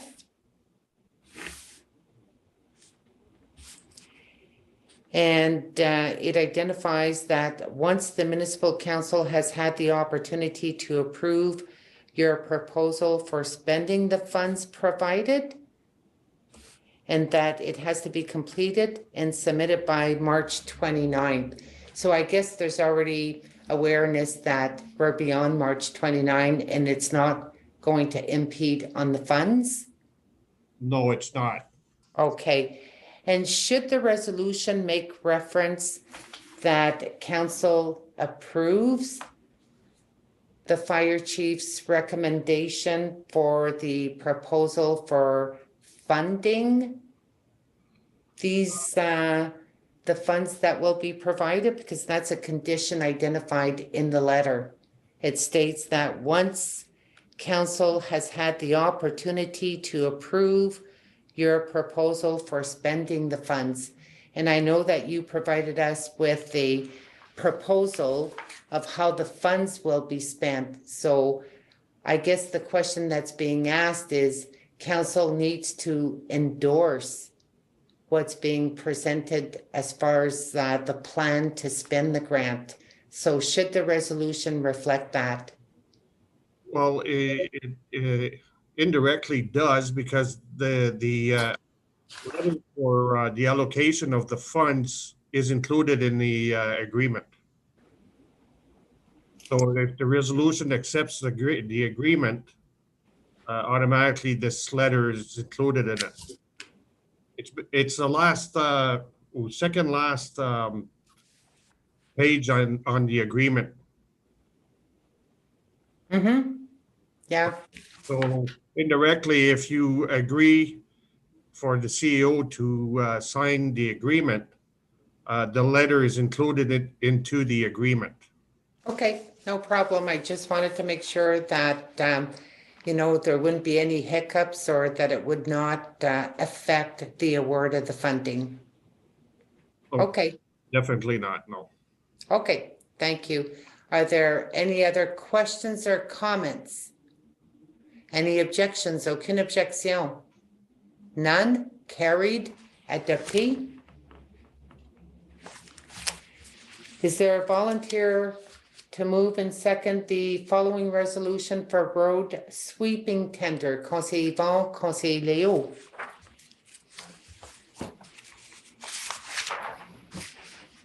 It is moved by Councillor Duhaime and seconded by Councillor Mallette.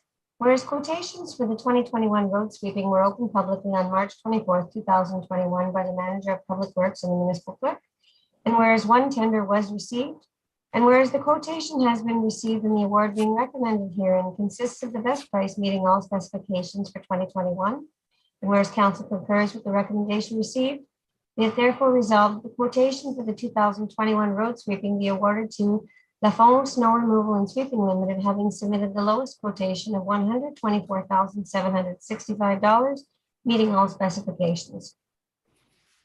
Are there any questions or comments? Conseiller Léo? Yeah, just a question. I see that for 3 years, at the same price for the 3 years. I'll let Alyssa provide us with the answer. Or Jay. Double check before I answer. I think the answer is yes, but I just need to double check. Okay, that's fine. Sorry, I didn't understand I didn't capture the answer. It's just for the 3 years. No, I got the question. If the bid submission for 2021, the fact that it's being renewed 2022, 2023, is the amount the same for? Yes. They Yes. are, it is, okay. There's no Okay, escalation. thank you. That's good. Okay, perfect. Conseil Alice? Well, I have a question, like, is that the only company that do that? So because there's only, Well, it's the only company who bid. There are very few companies in Sudbury have some of their own sweepers, but they have often people, even last year during COVID, and there was an Ottawa company. So they're few and far between that come around, and they're usually contractors with big, in a lot of cases, with big, with a lot of sweepers. We're kind of fortunate to have a supplier here locally. so there's only one in West Nipissing, so that's what, okay. Well, Okay, so perfect. we received one bid. Yeah, but that's what, okay, we received one bid, so I mean, if there would be somebody Okay. else that they had to apply, that's okay, yeah. That's okay. correct. So is there a timeline? Are we waiting further down the line, a couple of weeks in the event that we have crappy weather like we normally do every year?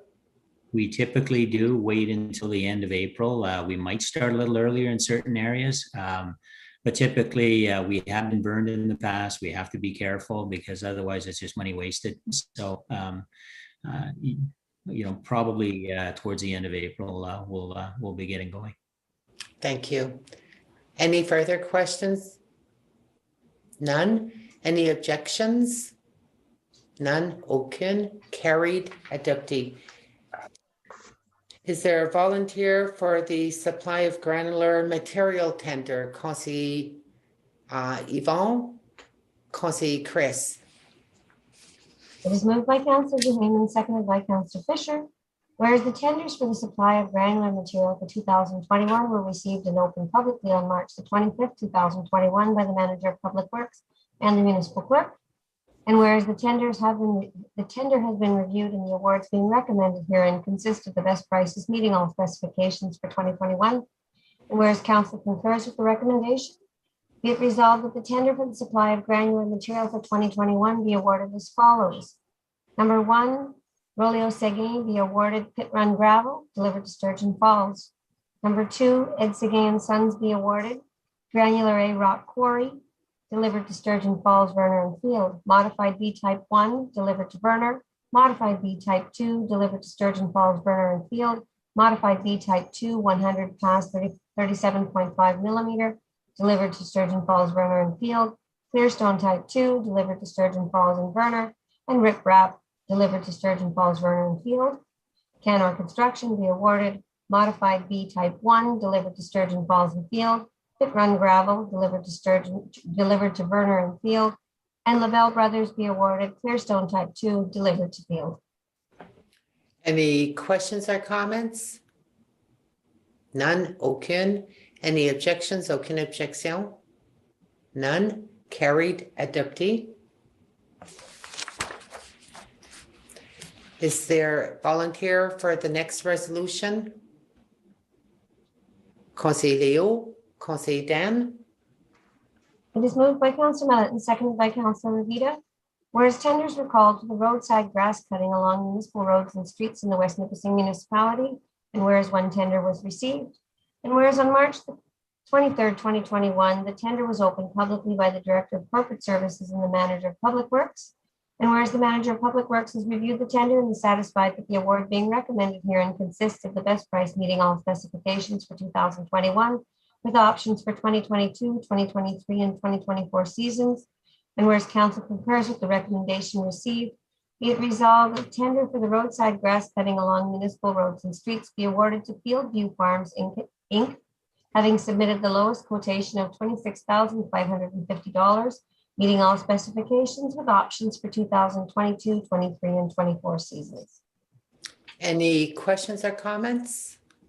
Very quickly, I've noticed a while ago we awarded a contract for 3 years. This one here is 4 years. Is 4 years the maximum? Yes, it was just a bid for 4 years. Okay, thank you. If there's no further question, any objection, aucune objection? None, carried, adopté.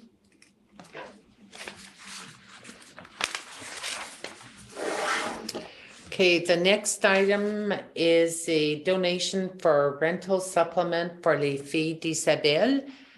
This has been ongoing for quite a few years, where they've asked that the municipality to contribute an amount of $300 per month to help pay the rent fee for their location. Now, some may wonder, throughout COVID, Les Filles d'Isabelle has not been accessible. They were closed. They were scheduled to reopen around April 12, but due to the lockdown, this may impede if they will wait until May 1st. But in the interim, they have kept their location and they still pay rent, and they're asking for a renewal of their agreement. Conseillère Lise? Okay, just, I'm going to take advantage to a clarification because I was approached very assertively this week, last week, saying that, oh, I heard that you don't want to fund the Filles d'Isabelle and you're not supporting that. And so clarification, I said my comment made at the budget meeting that was pertaining to the money that we're giving to the community center in Labine, which we don't hold the building, but we help with operation. So I mentioned that as an example, the same as the food bank, because I always supported it and I will always do, because those are very valuable services. And I said that was just a cover. So I think we support something and feel for the senior. I mean, we are giving a lot of money to support our program in West Nipissing, and I'm very proud to do so also. So just clarification. And I asked the person, did you listen to the meeting? And she said, no, I was told. I said, well, maybe you listen to the meeting and you have the right information. So I just want to say that. Can I be the one supporting the motion? The first, there has to be a volunteer as a mover and a seconder. Conseillère Lise. Conseiller Leo. It is moved by Councillor Lee Senecal and seconded by Councillor Mallette. Whereas at the April 6th meeting, Council received a request from Les Filles d'Isabelle requesting financial assistance received from the municipality be applied towards their leasing responsibilities to be continued for the year 2021. Be it therefore resolved that Council authorizes the financial contribution of $3,600 per month be sustained for Les Filles d'Isabelle to be applied towards their operational costs for 2021. Any objections? Aucune objection? None? Carried. Adopté.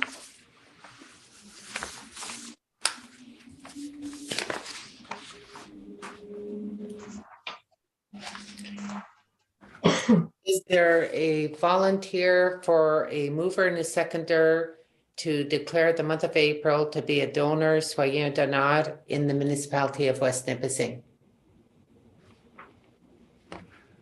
Conseiller Denis, Conseiller Chris.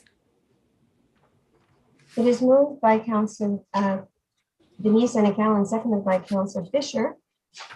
Whereas Be a Donor Month supports organ and tissue donor registration, and whereas almost 1,600 people in Ontario are on the wait list, every 3 days someone dies waiting for a life-saving organ donor transplant, and whereas in 2020, 314 deceased organ donors gave the gift of life, 1,135 organ transplants were performed in Ontario, and 1,709 tissue donors enhanced the lives of thousands. And whereas 90% of Ontarians support organ and tissue donation, yet only 1 in 3 of eligible Ontarians have registered their consent to donate. And whereas families almost always consent to donation where there is evidence a loved one registered their decision to donate, but in the absence of a registered decision to donate, families consent only half of the time. And whereas everyone is a potential organ and tissue donor, regardless of age, medical condition, or sexual orientation, one organ donor can save up to 8 lives and enhance the lives of 75 more through the gift of tissue. Je, Mérite Joanne Sauvage, proclame par la présente le mois d'avril 2021 comme étant le mois Soyez un donneur à la municipalité de Nipissing-Ouest. Attendu que le mois Soyez un donneur soutient l'inscription des donneurs d'organes et de tissus. Attendu que près de 1600 personnes en Ontario sont sur la liste d'attente et que tous les 3 jours, une personne meurt en attendant une transplantation d'organes qui lui sauvera la vie. Attendu qu'en 2020, 314 donneurs d'organes décédés ont fait le don de vie. 1135 transplantations d'organes ont été réalisées en Ontario et 1709 donneurs de tissus ont amélioré la vie de milliers de personnes. Attendu que 90% des Ontariens sont favorables aux dons d'organes et de tissus, mais que seul un Ontarien sur 3, 35%, a inscrit son consentement au don. Attendu que les familles consentent presque toujours au don lorsqu'il existe des preuves qu'un proche a inscrit sa décision de faire un don. Mais en l'absence d'une décision de don inscrite, les familles ne consentent que la moitié du temps, attendu que toute personne est un donneur potentiel d'organes et de tissus, quel que soit son âge, son état de santé ou son orientation sexuelle, qu'un seul donneur d'organes peut sauver jusqu'à 8 vies et améliorer la vie de 75 autres personnes grâce aux dons de tissus.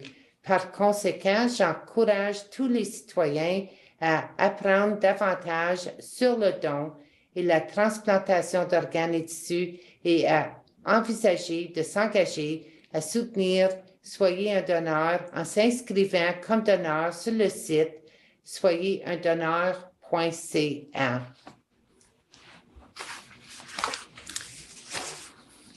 Proclamé en ce 6e jour d'avril 2021. All in favor? Carried.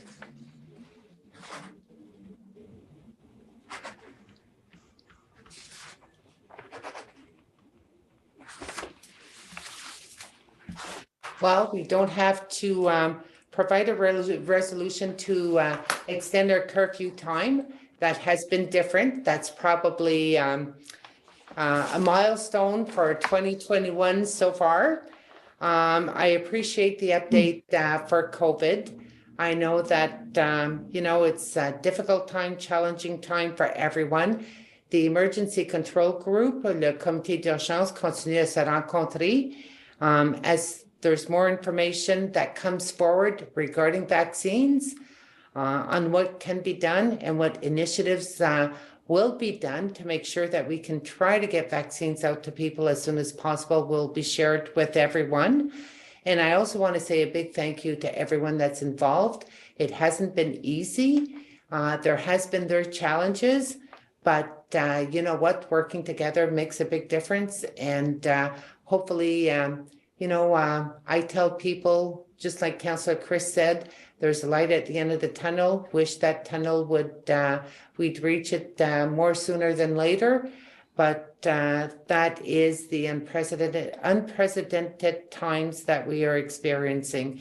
So on that note, just a quick reminder, un rappel que notre prochaine réunion de budget le 14 avril à 1h de l'après-midi. And it takes place at 1 o'clock in the afternoon. So would there be a volunteer for the next resolution so we can proceed in adjourning the meeting for this evening? Councillor Lise, Councillor Yvon. Is moved by Councillor Lee Senecal and seconded by Councillor Jane. Be it resolved that bylaw number 2021-28 being a bylaw of the West Nipissing Municipality to confirm the proceedings of council at its meeting held on the 6th of April 2021 shall come into force and take effect on the day it is passed. Any objections? None. Carried. Adopté. And the final resolution. Il est proposé par Councillor Lee Senecal, appuyé par Councillor Duhaime. Be it resolved that the meeting of council held on April the 6th, 2021 be adjourned. Okay, all in favor? Carried. Adopté. So this does conclude our meeting for this evening. Bonsoir, good evening, and thank you.